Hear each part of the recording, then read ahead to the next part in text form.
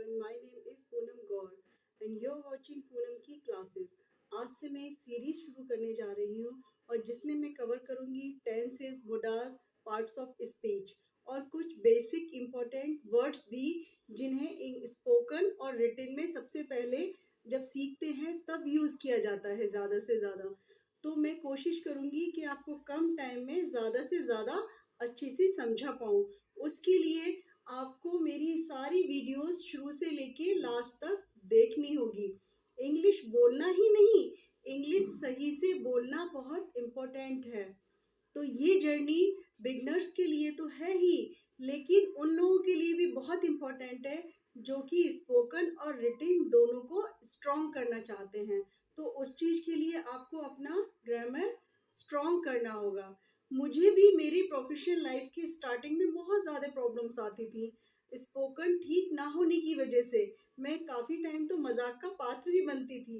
Reason ये था कि मैंने ग्रेजुएशन हिंदी मीडियम से किया है और जब मैंने बीएड भी किया था तभी भी मैं अपने टीचर से पूछती थी कि जो प्रॉब्लम्स मुझे आती हैं इंग्लिश में क्या वो आप लोगों को भी आती हैं। तो सब लोग बोलते थे हाँ इंग्लिश है, छोटी मोटी स्पेलिंग्स मिस्टेक हुआ या प्रोनाउंसिएशन इधर उधर हुआ ये सब चलता है, लेकिन सब काम चल जाता है। बट जब मैंने प्रोफेशन में कदम रखा और वहाँ मैंने हमेशा इंग्लिश मीडियम स्कूल्स में ही जॉब किया है, तो वहाँ जो मुझे नहीं आता था मैं बहुत ध्यान से देखती थी कि बच्चों को कैसे सिखाया जाता है, कैसे प्रोनाउंसिएशन किया जाता है, वोकेबलरी कैसे डेवलप की जाती है। स्टार्टिंग से जो भी मुझे वर्क मिला मैंने किया ऑन द स्पॉट, क्योंकि मुझे सीखना था। और इसी तरह से मेरी जर्नी की स्टार्टिंग बहुत आगे चली गई, मुझे काफ़ी सारा एक्सपीरियंस हो गया। लेकिन ये मेरे माइंड में हमेशा रहा और जब मेरी मिस्टेक होती थी स्टार्टिंग से तभी से मैंने इंग्लिश के मैथ्स को सीखना शुरू कर दिया था। और अब ग्रामेटिकल जो मिस्टेक्स होती थी उस पर भी मैं बहुत डीपली ध्यान देती थी और घर जाके प्रैक्टिस करती थी। तो इसी से मैंने सोचा कि जो मैंने सीखा है वो मैं बाकी सबको सिखाऊं। तो मैंने आज इस सीरीज में कुछ ऐसे सेंटेंसेस सबसे पहले लिए हैं जो कि रिटन और स्पोकन में सबसे ज़्यादा यूज करते हैं। तो टाइम ना वेस्ट करते हुए लेट्स स्टार्ट बिगिन। ओके, तो सबसे पहले जो मैंने लिए हैं वर्ड्स ये लिए हैं दिस, दैट, दीज, दोज। ये डोमेस्टिक वर्ड्स हैं। अब डोमेस्टिक का मतलब सुन के आप डर मत जाइएगा। डोमेस्टिक यानी टू शो समथिंग, मतलब कि चीजों को शो करना, दिखाना। अब आगे देखिए दिस, THIS, दिस मीन्स यह को हिंदी प्रोनाउंसिएशन में क्या करते हैं, ये बोला जाता है। THAT, दैट मीन्स वह, मीन्स हिंदी में वो। ओके, दीज, THESE, ये क्या हुआ दीज मीन्स ये। लेकिन यहाँ ये जा है, जा पर यहाँ पे ये बिंदी होने के कारण यहाँ एक बिंदी बना हुआ है, इससे हम इसको जा प्रोनाउंस नहीं करेंगे, जा। क्या बोलेंगे, जा। तो ये हो गया दीज। अब इसीलिए इसी तरह से दोज, THOSE, दोज मीन्स वे, यानी कि दिस और दैट सिंगुलर यानी एक वचन, और दीज और दोज प्लूरल यानी बहुवचन। अब इसी चीज को हमें चार्ट के थ्रू समझ लेते हैं। मतलब दिस और दीज नियर के लिए भी, नियर जो होता है उसके लिए भी यूज करते हैं। दिस तो सिंगुलर है और दीज प्लूरल है। अब हम सेंटेंसेस की तरफ आते हैं। तो देखिए गाइस, यहाँ पे एक पेन है। अब पेन तो है लेकिन वो पास में है, तो क्या हो गया, दिस इज अ पेन। अब एक पेन है और ये पास है, तो दिस इज अ पेन। अब इसी चीज को देखिए, यहाँ एक से ज्यादा पेन्स हैं, तो हम क्या यूज करेंगे, दीज आर। अब ये पेन की जगह एस, पेन्स हो जाएंगे। तो क्या हो गया, दीज आर पेन्स, क्योंकि ये पास तो है लेकिन एक से ज्यादा है।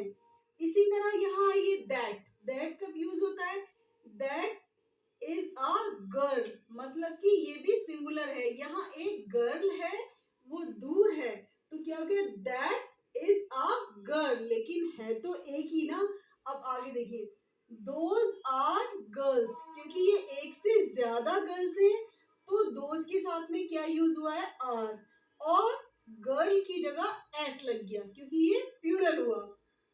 अब उसी तरह से इधर आइए, ये है दिस पेन इज ब्लू। अब पेन ना तो सब्जेक्ट है, अब ये क्या है, पेन नाउन हो गया, तो दिस पेन इज ब्लू। अब यहाँ देखिए, ये तो एक पेन था ना, अब यहाँ पे एक से ज्यादा पेन है जो कि ब्लू है, तो क्या है, दीज पेन्स, यहाँ पे ब्लूज नहीं ब्लू आएगा, दीज पेन्स आर ब्लू, क्योंकि एक से ज्यादा पेन्स हैं तो यहाँ पे पेन की जगह एस आ गया और हमने आर यूज किया, क्योंकि एक से ज्यादा हुआ तो प्लूरल हुआ। और पेन्स, अब इधर आते हैं हम, ये आई लाइक दिस, अब ना तो यहाँ सब्जेक्ट है और ना ही यहाँ नाउन है, केवल हम किसी भी चीज को आई लाइक मार्कर, या एप्पल है मेरे हाथ में तो आई लाइक दिस, मुझे ये पसंद है, क्या पसंद है, जो भी है मेरे हाथ में। अब एक से अगर ज्यादा एप्पल है तो उसके लिए क्या यूज करेंगे, आई लाइक दीज, मतलब ये भी मुझे पसंद है सब। अब इसी तरह से हम आते हैं कुछ सेंटेंसेस, अगर हम कहीं जाते हैं या हमें किसी से किसी को मिलवाना होता है तो उसको हम कैसे इंट्रोड्यूस करते हैं, तो देखिए, this is my friend Monika, okay fine, मतलब एक फ्रेंड है मेरी मोनिका। और दूसरी तरीके से ये भी बुलवा सकते हैं, आपके साथ कोई है, hello mister God, this is my friend Monika, mister God ये मेरी फ्रेंड है मोनिका। आप एक से अगर ज्यादा फ्रेंड्स हैं तो हम क्या, these are my friend Abhay and Anshika, या these are my friend X X X, जो भी आपको लगता है अच्छा वो नाम यहाँ रख लीजिए।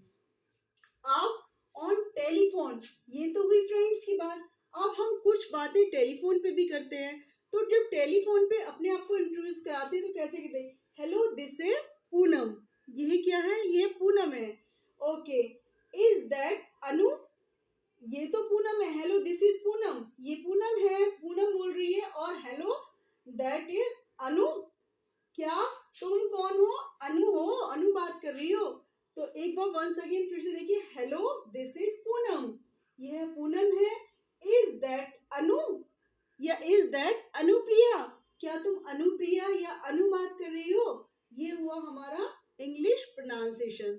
तो आज के लिए गाइस इतना ही, आप इसकी प्रैक्टिस करिए, तब तक मैं आपके लिए कुछ और रेडी करती हूँ। Thank you.